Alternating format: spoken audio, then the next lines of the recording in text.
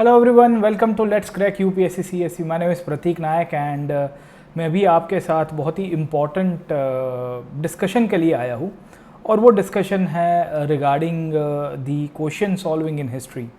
In fact आपकी screen के सामने अभी एक या दो प्रश्नों की मैं चर्चा करूंगा। I will be discussing about 1 or 2 questions in front of you. मैं चाहता हूँ कि आप ये क्वेश्चंस को अटैम्प्ट करिए और बताइए कि how you are looking forward to this question.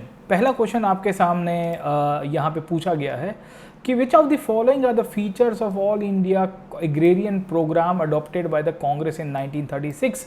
1936 के अंदर कांग्रेस ने जो एग्रेरियन प्रोग्राम एक्सेप्ट किया था उसमें क्या क्या फीचर्स को इसका पार्ट था। कोऑपरेटिव फार्मिंग, ज़मींदारी सिस्टम को अबॉलिश करना, 50% रिडक्शन इन रेंट और तीसरा था टैक्सेशन ऑफ एग्रीकल्चर इनकम। इनमें से क्या करेक्ट है आपको पूछा गया है, आप बताइए। 1936 के अंदर कांग्रेस ने एक एग्रेरियन कमेटी बनाई थी, कांग्रेस एग्रेरियन कमेटी। ये कांग्रेस एग्रेरियन कमेटी भारत में इनफैक्ट भविष्य के जो खेती के सुधार थे उसको लेकर चर्चा करेगी। अब आप में से इनमें से बोला गया क्या करेक्ट है। अगर आप देखने की कोशिश करोगे तो कोऑपरेटिव फार्मिंग की बात हो रही थी, यस, क्योंकि भारत में उस टाइम पे छोटे किसान थे, छोटे किसानों के पास ज़मीनें कम थी। इसके लिए 1936 तक आते आते जब लखनऊ के अंदर कांग्रेस का अधिवेशन हुआ नेहरू जी की अध्यक्षता में, तो ज़रूर से इसकी बात हो रही है। दूसरा यहाँ पे टॉपिक डाला गया है अबॉलिशन ऑफ ज़मींदारी सिस्टम। अब देखिए, कांग्रेस में दिक्कत ये थी कि ज़्यादा से ज़्यादा जो ज़मींदार थे उनका मानना था कि सरकार जो है वो मेनली उनके हिसाब से काम करे, और सरकार जब उनके हिसाब से काम करवाने की बात करेंगे तो ये लोग चाहते थे कि भाई ज़मींदारी सिस्टम है रहनी चाहिए, पर ज़मींदारी के अंतर्गत जो रेंट लिया जा रहा है किसानों से वो कम लेंगे, क्योंकि ज़मींदार इनफैक्ट खुद मालिक हुआ करते थे ज़मीन के and they use to take the rent from the peasant. उसको यहाँ पे रिडक्शन करने की बात हो रही है। तो पहला करेक्ट है, दूसरा आप देखोगे तो गलत होगा, तीसरा करेक्ट है। और एग्रीकल्चर इनकम के ऊपर टैक्सेस लगवाया और उसको ऊपर हटाने की बात हो रही है, क्योंकि ब्रिटिश काल में टैक्सेस बहुत इंपोज होते थे। आपने पढ़ा होगा कि अलग अलग प्रकार के रेवेन्यू को लेके फिर इशू भी हुए हैं। तो कांग्रेस ने जब एग्रेरियन प्रोग्राम की अपनी रचना की तो फिर डिसाइड किया कि हम ये 3 मुद्दे के ऊपर चलेंगे। तो ये तीनों के तीनों जो राइट ऑप्शन आपको यहाँ पे दिख रहा है वो है option number 1, 3 and 4 and this is the correct option, है ना। तो अगर आपको इस प्रकार के क्वेश्चन आते हैं आप लॉजिक से लगाए, क्योंकि option number 2 and 3 are contradicting each other, है ना। तो इसका आंसर जो है that is option number B and यही आपका राइट आंसर के रूप में निकल के आया। होपफुली आपको ये क्वेश्चन समझ में आया हो। ऐसा ही एक और क्वेश्चन देता हुआ आपको यहाँ पे 4 स्टेटमेंट दिए गए हैं और आपको बताना है कि इनमें से क्या सही है सर, है ना।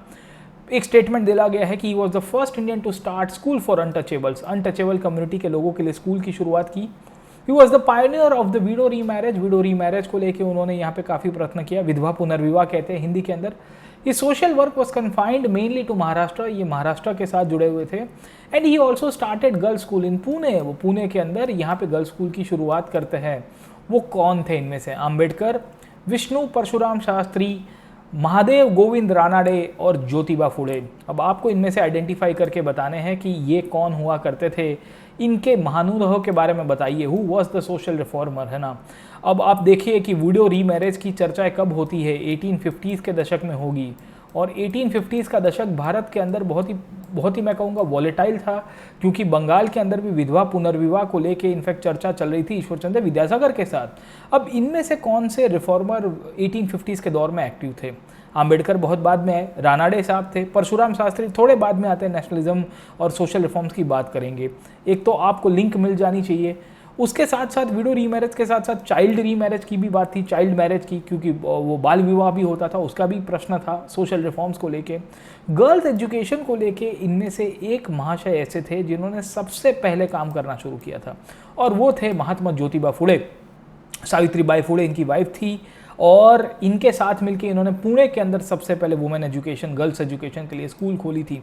1848 का दशक था, 1848 का पीरियड था, तब ये गर्ल्स एजुकेशन की शुरुआत की जाती है bye Jyotiba Phule. MG Ranade 1860s के दौर में काफ़ी एक्टिव हुए, इंडियन नेशनल सोशल कॉन्फ्रेंस जैसी बॉडी बनाई थी। अम्बेडकर तो 20th सेंचुरी में थे, यहाँ पे फर्स्ट इंडियन की बात की गई है, पहले भारतीय थे, है ना। तो ये महाराष्ट्र में चारों के चारों आप देखोगे तो ऐसे तो महाराष्ट्र के साथ ही जुड़े हुए दिखेंगे डायरेक्टली इनडायरेक्टली, है ना।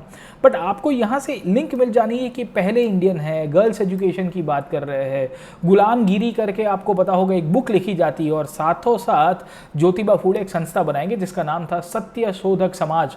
तो इस प्रकार के बहुत ही इंटरेस्टिंग क्वेश्चन आपको सॉल्व करने हो तो आप हमारे साथ जुड़ जाइए ये संडे को 19 सितंबर 11 बजे, जहां पे आपको 56 क्वेश्चन सॉल्व करने होंगे 60 मिनट्स के अंदर। और ये अगर आप अच्छा स्कोर लेके आते हो तो आपको अनअकैडमी की तरफ से सब्सक्रिप्शन फ्री मिला जाएगा। आपको 10 करोड़ रुपीस की स्कॉलरशिप टोटल अवेलेबल करवाई जा रही है। तो if you score good rank on the Unacademy combat examination, ये फ्री की स्कॉलरशिप एग्जाम है, याद रखेगा। इसके लिए आपको कोई चार्जेस नहीं करने हैं, कुछ भी नहीं करना है। डिस्क्रिप्शन बॉक्स में लिंक अवेलेबल है।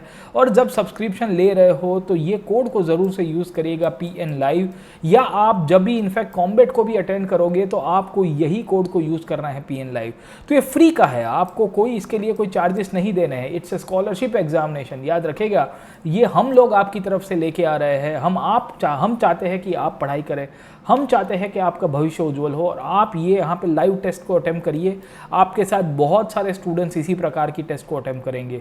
ज़रूर से जुड़िए, अनअकैडमी एप्लीकेशन के ऊपर डाउनलोड करिए, डिस्क्रिप्शन बॉक्स में लिंक अवेलेबल है। फ्री स्कॉलरशिप टेस्ट के अंदर पार्टिसिपेट करिए। अगर आपका रैंक अच्छा नहीं भी आता है तो आपकी प्रैक्टिस होगी और आपका ब्रेनस्टॉर्म होगा, क्योंकि इस संडे के क्वेश्चंस मैं सेट कर रहा हूँ। I am setting the questions of history and art and culture.